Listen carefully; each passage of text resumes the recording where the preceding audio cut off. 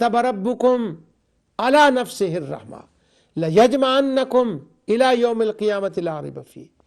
हाँ, ये उसकी रहमत का तकाजा है कि उसका ये प्रोग्राम है, ये उसने बनाया है और वो करेगा, उसे कोई रोकने वाला नहीं है।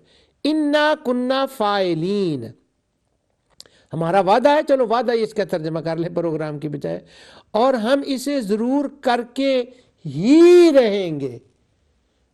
अब अगर सिर्फ इतनी बात हो ना, हम जरूर करके रहेंगे, ठीक है, बात खत्म। और अगर वर्ड ऑफ स्ट्रीट को देखें, कुफार मुशरिकीन के अकायद को देखें, अगर वो चीज़ें सारी सामने लाए ना, नूह अलैहिस्सलाम के ज़माने से लेकर आका दो जहां सल्लल्लाहु अलैहि वसल्लम के ज़माने मुबारक तक, और फिर उसके बाद आज तक जो हमारी कम्युनिटी के मेंबर नहीं है, जो अकीदा आखिरत को नहीं मानते, इसको महाल समझते हैं, अल्लाह ताला की कुदरत को नहीं मानते, आखिरत को नहीं मानते, आज के हमारी कम्युनिटी के मेंबर नहीं, उनको भी शामिल कर रहे। तो क्या है यहाँ पर मादा? नहीं, ये मेरा प्रोग्राम वादन आलीना, ये मेरे जिम्मा एक करम है, ये मेरी रहमत का तकाजा है। क्यों? एक प्रोग्राम को उसके पाए तकमील तक पहुंचाना, यही तो मेरी रहमत का तकाजा है, ताकि वहां जाके पता चले कि पास कौन होता है और फेल कौन होता है। इस पर मैंने सारी वो बातें पिछले प्रोग्रामों में कर दी हैं, वो आयात मैंने आपको सुना दी है, और मैंने ये करना है, मैंने ये जरूर ही करना है। क्या मतलब इसका? यहां अगर कम्युनिटी के एतबार से देखें तो उनके ज़हन में उस वक्त क्या क्या ख्याल होगा, वो क्या कह रहे होंगे? अब जिसको कहते हैं ना अंडरलाइन, बैन सुतूर, ज़रा नेक्स्ट लेवल पे जाकर इसको सोचें कि अल्लाह ताला फरमा रहा है हम करके ही रहेंगे, हम करके दिखा देंगे। ये किस वक्त कहा जाता है? हम अपनी लैंग्वेज में, कुरान की लैंग्वेज तो कुरान की लैंग्वेज है, अपनी लैंग्वेज में मुझे कोई मजकर मैं तो कभी ऐसा कर नहीं सकता, मुझ में तो मैं करना कुव्वत ही कोई नहीं है, लेकिन मैं एक मिसाल दूँ, मुझे को कहे मैं देखूँगा जब तू ना शफात के मसला को बयान करेगा। ये मैंने इसलिए कहा है कि शफात का मसला चूँकि इसका हिस्सा है अकीदा आखरत का, और इसके ऊपर मैंने 2 प्रोग्राम पहले भी शफात के ऊपर कई प्रोग्राम कर दिए हैं, लेकिन इंशाअल्लाह ये 3rd प्रोग्राम होगा और ये अलग किस्म का होगा आयतों के हिसाब से, अकीदा आखरत और कुदरत खुदाबंदी के उन्वान से। शफात और कुदरत खुदाबंदी वो उसका मौजू होगा। तो मुझे को कहे मैं देखूँगा जब तू ना ये अकीदा शफात बयान करेगा कि अकीदा आखरत में क्या मतलब है, कुफ़ार मुशरिकीन के यहाँ शफात का, ख़ास करके कुफ़ार मुशरिकीन के यहाँ क्या तसव्वुर था शफात का, और वो जो आयात में शफात का लफ्ज़ आया है उससे शफात मारूफ़ा मुराद है जो मुसलमान मानते हैं या कोई और सिफारिश है? तो मैं कहूँ नहीं, मैं इंशाअल्लाह बताऊँगा वहाँ कोई और मुराद है। तो मुझे कहे देखूँगा मैं जब तू ये करेगा। तो आगे से मैं क्या कहूँगा?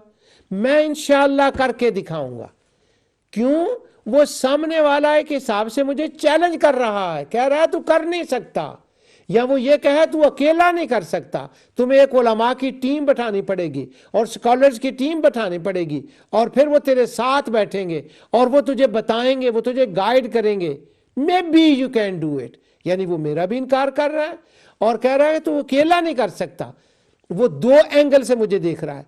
अब अल्लाह ताला ने फरमाया मेरे लिए कोई मुश्किल नहीं है, वर्के दा पलटना, ये मेरी शान है, ये इधर जहान है, इधर ये मेरी शान है, और मैंने ये करके दिखाया है, और आगे में ये मेरा प्रोग्राम है और मेरे जिम्मा एक कर्म है, और मैं जरूर इसे करके दिखाऊंगा और अकेला करके दिखाऊंगा, करूंगा, मुझे कोई रोक नहीं सकेगा। क्यों?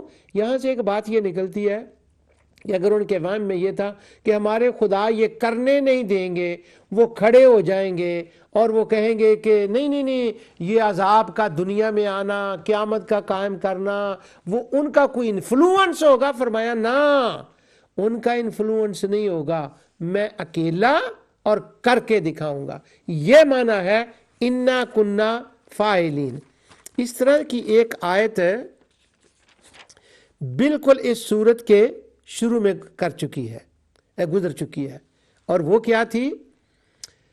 لو اردنا وما خلقنا السماوات والارض وما بینہما لاعبین، کہ زمین آسمان جو کچھ ان کے درمیان میں ہے یہ کسی مقصد کے لیے میں نے بنائے ہیں، یہ کوئی کھلونا نہیں ہے، کھیل نہیں ہے کہ ایسے بس وہ ہو جائے گا، نہیں، اس کا ایک مقصد ہے، اس کو پایا تکمیل تک پہنچانا ہے۔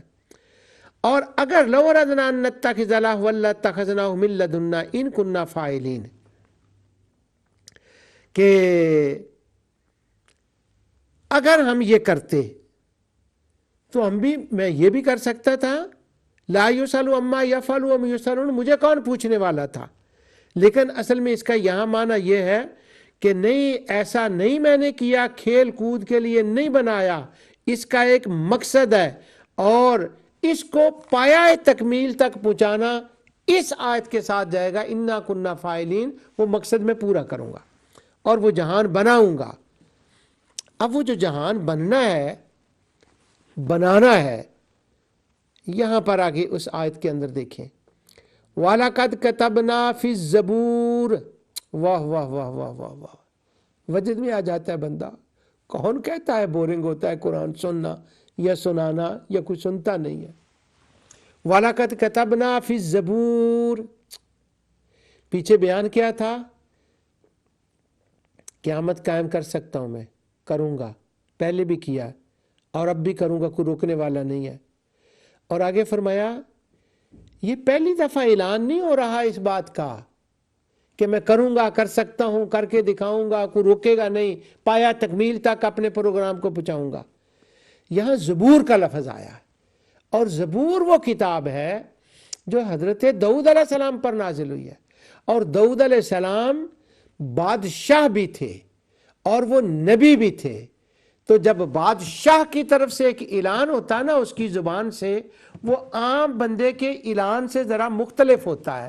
تو فرمایا کہ یہ جو اعلان ہے نا کہ میں نے یہ کرنا ہے اور کر کے دکھاؤں گا، یہ آج محمد عربی صلی اللہ علیہ وسلم نہیں اعلان فرما رہے، ان سے پہلے جس تم کنگ ڈیوڈ کو جانتے ہو، جس تم بادشاہ داؤد کو جانتے ہو، جس کا ذکر تمہارے اشعار میں ہے، جسے تم بادشاہ مانتے ہو، یہی سیم اعلان جس کی تعریفیں تم کرتے ہو نا، اس نے یہ اعلان فرما دیا ہے، یہی باتیں پہلے اس نے کر دی ہیں، اس کی کتاب میں بھی یہ باتیں آ گئی ہیں، اور کیا اس کے اندر بھی یہ سارا لکھ دیا ہے، اور انہوں نے اعلان کر دیا ہے، بادشاہ نے اعلان کر دیا یعنی پڑھ کے۔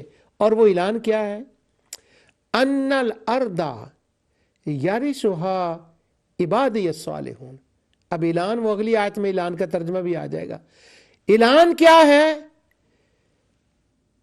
قیامت ہوگی، اور اس بات کو سامنے رکھو، اور وہ ایک سرزمین نا جہان ہوگا، ان الارض، خاص جہان ہوگا، ورقہ پلٹا جائے گا یہ زمین اور وہ ایک نئی زمین، اور وہاں پر اس کے جو مالک ہوں گے، اس کے جو وارث ہوں گے، جن کی وہاں لگژری لائف ہوگی، وہ کون ہوں گے؟ فرمایا وہ ہوں گے وہ بندے جنہوں نے اپنے 5 سینسز کو استعمال کیا، انبیاء علیہ السلام کی بات کو سنا، اور بادشاہ داؤد، سیدنا داؤد علیہ السلام، اس کے اعلان کو بھی سنا۔ اور داؤد علیہ السلام کا یہ اعلان آج بھی سام کے اندر، تو زبور کے اندر موجود ہے، اور انٹرفیتھ کے زمانوں میں کبھی جب وہ ہوتا تھا وقت، اس آیت کو اس کے آیت کے ساتھ پڑھا کرتے تھے۔ واہ واہ واہ، کیا وقت تھا وہ بھی، کہ داؤد علیہ السلام کیا اعلان کر رہے ہیں، اور آج بھی وہ زبور کے اندر اعلان موجود ہے۔ اچھا، کیا ہے؟ کہ جو باصلاحیت لوگ ہیں، جنہوں نے اپنے اندر صلاحیت پیدا کر لی ہے کہ وہ اس جہان میں سروائیو کر سکتے ہیں۔ یہ ذرا میں الفاظ جو ہے نا اس کو ذرا اور رنگ دے رہا ہوں تاکہ وہ جو ہماری کمیونٹی کے ممبر نہیں ہوتی ان سے بات کرنے میں بھی ذرا آسانی ہو۔ اور صالح کا ترجمہ ہم عام طور پر اولیاء اللہ صالحین ایک خاص ترجمہ لے لیتے ہیں، تو اس لیے میں ذرا اس کو اوپن کر رہا ہوں۔ جو با صلاحیت لوگ ہیں، جنہوں نے اپنے اندر یہ صلاحیت پیدا کر لی ہے، کیا صلاحیت پیدا کر لی ہے؟ صلاحیت یہ پیدا کر لی ہے کہ انہوں نے اپنے آپ کو اس جہان میں، اس سرزمین میں رہنے کے قابل بنا لیا ہے۔ وہاں کے لباس، وہاں کی ضروریات اپنے ساتھ رکھ لی ہیں، اور ذہنی طور پر اپنے آپ کو تیار کر لیا ہے، اپنے آپ کو قابل بنا لیا ہے وہاں جانے کے۔ اور وہ قابل بنانا کیا ہے؟ اللہ کی شان قدرت کو مانو، رسول کو مانو، آخرت کے اس عقیدے کو مانو۔ یہ تو تمہاری صلاحیت ہوگی اعتقادی طور پر، اور جب اس کی تیاری کر لی وہاں پر جانے کی، اور وہ جو رفاع عامہ کے کام ہیں اور جو وہ عبادات کے کام ہیں، جب وہ تم نے کر لیے تو تمہارے اندر یہ صلاحیت پیدا ہو گئی، تم اس قابل بن گئے کہ تم اس سرزمین میں جا کر سروائیو کر سکو گے۔ جب یہ قابلیت پیدا ہو جاتی ہے کسی کے اندر، تو داؤد علیہ السلام کی زبان یہ اعلان ہو چکا ہے کہ وہ سرزمین ان کے رہنے کے قابل ہوگی جو ایمان لائے اور انہوں نے عمل صالح کیے۔ یہ زبور کا یہ مقام آج بھی پڑھنے والا ہے کہ وہ جو وہاں وہ مقام ہے نا اس کا، زبور کا یہ والا، تو وہاں پر کیا ہے کہ جیسے فَبِأَيِّ آلَاءِ رَبِّكُمَا تُكَذِّبَانِ آتا ہے نا سورۃ الرحمن میں، یا وَيْلٌ يَوْمَئِذٍ لِّلْمُكَذِّبِينَ آتا ہے مرسلات میں، یہی وہ اسلوب ہے۔ تو داؤد علیہ السلام کا یہاں زبور کا جو حوالہ دیا گیا ہے، یہ اچانک نہیں دیا گیا، یہ ان کا وہ اعلان ہے۔ سبحان اللہ، آج بھی ان کا اعلان پڑھا جاتا ہے۔ اور جو غیر مسلم ہیں جو قرآن کریم کے اوپر کمپیریٹیولی اسٹڈی کرتے ہیں، انہوں نے یہاں پر یہ قرآن کا معجزہ وہ کہتے ہیں، وہ شیخ احمد دیدات رحمۃ اللہ علیہ، ان کا وہ امریکہ میں مناظرہ تھا ڈاکٹر شروز کے ساتھ، اور ڈاکٹر شروز کے وہ ٹرینٹی کے موضوع پر مناظرہ تھا، بڑا کیا اس کا نام لیتے ہیں، لانگ تھا وہ ڈسکشن اس کے اندر۔ تو اس نے ڈاکٹر شروز نے ڈاکٹر شیخ احمد دیدات سے، وہ ڈاکٹر نہیں، احمد دیدات کے اوپر 10 PhD ہیں قربان، جتنا انہوں نے اس کے اوپر ٹائم لگایا، ماشاءاللہ، واہ۔ اچھا، تو وہ شیخ احمد دیدات سے وہ کہتا ہے کہ تم نے نا قرآن نے کاپی کی ہے تورات زبور انجیل کی۔ خیر اس کے جواب انٹرفیت میں بھی کچھ دیا کرتا تھا، وہ اور تھے، لیکن اس وقت میں صرف وہ فوکس کروں گا جو احمد دیدات نے دیا۔ اس نے کہا یہ تمہارا انہوں نے کچھ ایک ریفرنس پیش کیا، انہوں نے کہا کہ 13 سال اس کے اوپر اسٹڈی کی ہے فلاں یونیورسٹی میں، کہ یہ دیکھا جائے کہ قرآن نے ان کتابوں سے مٹیریل کتنا لیا ہے۔ تو 13 سال کی اسٹڈی کے بعد انہوں نے کہا ہے کہ وَلَقَدْ كَتَبْنَا فِي الزَّبُورِ، یہ ایک آیت ہے جو بالکل فٹ بیٹھتی ہے کہ ہاں یہ آیت زبور سے آئی ہے، مگر فرق یہ ہے کہ وہ زبور کے اندر جو 3 صفوں کا ایک وہ کلام چلتا ہے نا، قرآن کا یہ عظیم معجزہ ہے کہ اس سارے کو اکٹھا کر کے اس نے چند لفظوں کے اندر سمو کے رکھ دیا ہے۔ سبحان اللہ۔ خیر وہ شیخ احمد دیدات نے اس کو وہ جواب دیا کہ ہاں وہ سرزمین ہے۔ اب ذرا اس کو جوڑ کر کے پڑھیں، ترجمہ میں نے دوبارہ کروں گا۔ یوم نطوی السماء کطی السجل للکتب کما بدانا اول خلق نعید وعدا علینا انا کنا فاعلین، کر کے دکھاؤں گا۔ اور بادشاہ کا اعلان کہ وہ سرزمین ان الارض یرثها عبادی الصالحون، قابل لوگوں کی ہوگی۔ اور یہی صالحین کا جو لفظ ہے نا، میں کیا کروں، کہاں بات چاہتی ہے۔ سیدنا ابراہیم علیہ السلام نے جب دعا کی تھی تو انہوں نے یہی کہا تھا، رب حب لی من الصالحین۔ تو صالح کا لفظ وہ ہم نے ایک مخصوص صالحین کے ساتھ لگا کر نا وہ اندر وہ قرآن کا جو جوس ہے نا، وہ جو مٹھاس ہے نا، وہ کھلتی نہیں ہے، کیونکہ وہ بندہ سوچتا ہے اچھا ہم اس مقام پر پہنچے، وہاں کون پہنچے گا جی، وہ تو صالح لوگ ہیں نا، وہاں کون پہنچے گا۔ لیکن اس کے بیٹے درجات ہیں، سٹیجز ہیں، پہلی سٹیج بھی ہوتی ہے، دوسری بھی ہوتی ہے، تیسری بھی ہوتی ہے، انبیاء کی ہوتی ہے، امام الانبیاء کی ہوتی ہے۔ ہم تو پہلی سٹیج کے اوپر بات کر رہے ہیں کہ ایسا کہ اس کے رستے سے وہ چیز دور ہو جائے۔ یہی تو یوسف علیہ السلام کے بھائیوں نے کہا تھا، وہاں بھی صالحین کا لفظ آتا ہے، لیکن ہمارے ذہن میں پھر وہی بات آ جاتی ہے جس کی طرح میں تھوڑا سا اس کو جو ہے نا آسان کرنے کی کوشش کر رہا ہوں۔ ان فی، اچھا داؤد علیہ السلام کا ان فی ھذا لبلاغا لقوم عابدین، جو باصلاحیت لوگ ہیں نا، یہ صالحون پہلے آیا ہے، پھر عابدین بعد میں آیا ہے۔ اس کا مطلب ہوا کہ یہ دونوں ہم معنی ہے، وہ مترادف کے طور پر یہاں آیا عابدین، اور عابدین کا معنی بھی ہم صرف نماز، روزہ، حج، زکوٰۃ، نوافل، تسبیحات یہ لے آتے ہیں۔ اس پر بھی انشاءاللہ میں آگے جا کر اللہ تعالیٰ مجھے وقت عطا فرمائے کہ عبد کا کیا معنی ہوتا ہے۔ جب میں نے توحید کا پروگرام کیا تھا تو اس کے اندر اس کے کچھ بعض گوشوں کے اوپر بیان کیا تھا، اب انشاءاللہ اس پر بھی میں کروں گا، لیکن یہاں صرف اتنی بات ہے کہ صالحون بمعنی عابدین اور عابدین بمعنی صالحون، یہ ایک دوسرے کے مقابل آئے ہیں۔ اعلان تھا، اور یہ دیکھیں یہاں پر کیا ہو رہا ہے۔ اعلان میں کس لیے کہہ رہا تھا؟ ان ھذا لبلاغ، یہ اعلان ہے کن لوگوں کے لیے؟ عابدین کے لیے۔ عابدین کون ہے ابھی یہاں پر نہ روزے کی بات ہے، نہ زکوٰۃ کی بات ہے، نہ حج کی بات ہے، نہ تسبیحات کی بات ہے۔ بات کیا ہے؟ جن کو عابدین کہا جا رہا ہے وہ عابدین کون ہے؟ جن کو صالحین کہا جا رہا ہے وہ کون ہے؟ ان کا نمبر 1 درجہ کیا ہے؟ یوم نطوی السماء کطی السجل للکتب کما بدأنا اول خلق نعید وعدا علینا انا کنا فاعلین۔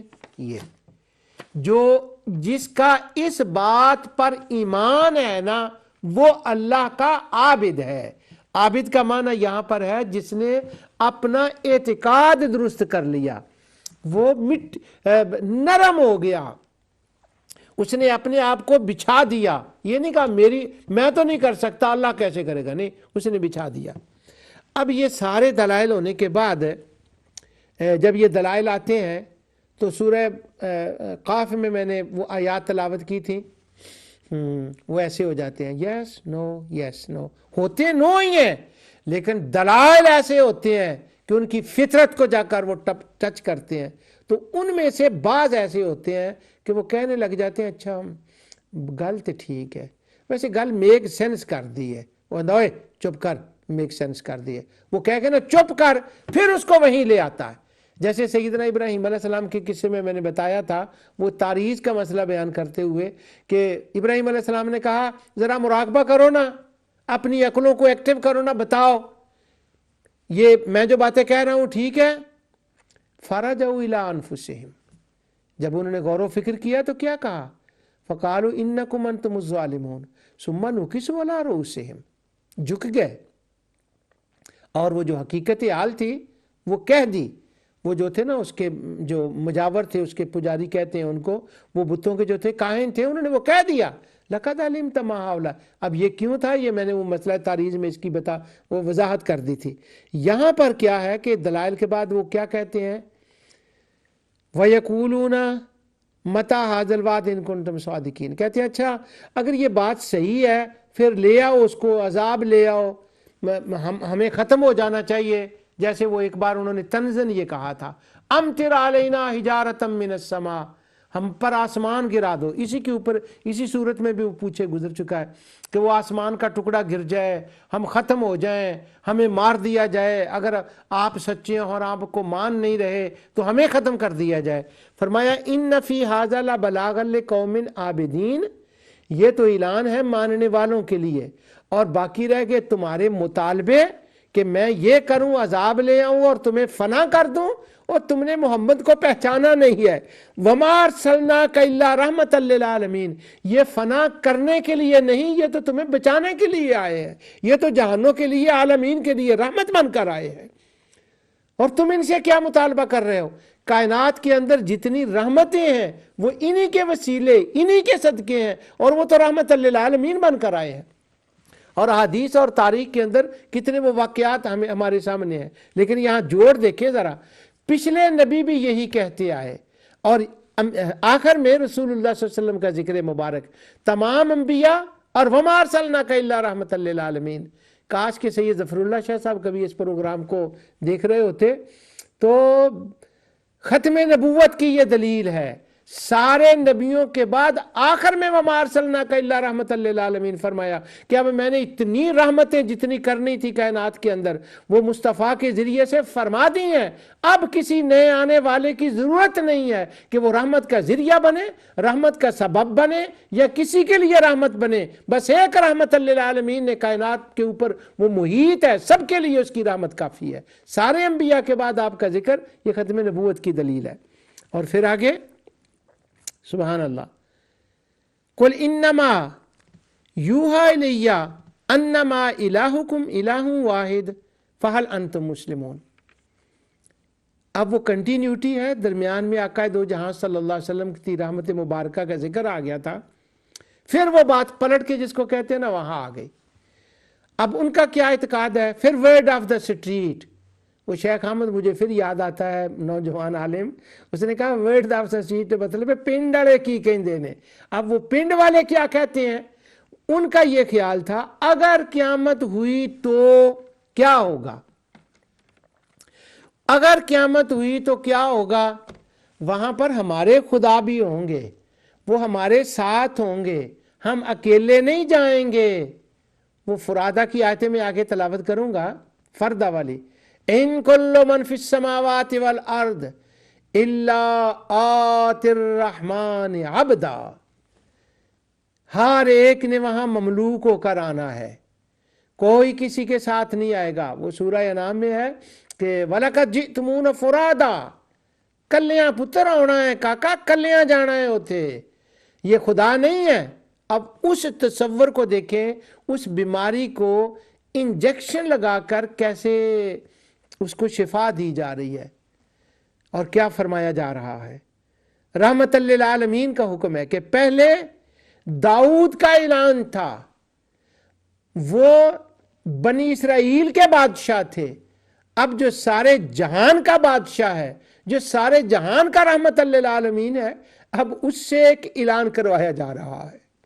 کل کا مطلب اعلان ہوتا ہے، وہ ہم عام طور پر اس میں کہتے ہیں کہ تو کہہ دے یہ بہتر ہے، یا تم فرما دو، وہ ایک ادب کی دنیا کی بات ہے۔ ظاہر ہے کہ آقا دو جہاں صلی اللہ علیہ وسلم کے لیے وہ فرمانے والی بات ان کی شان سے زیادہ موزوں ہے۔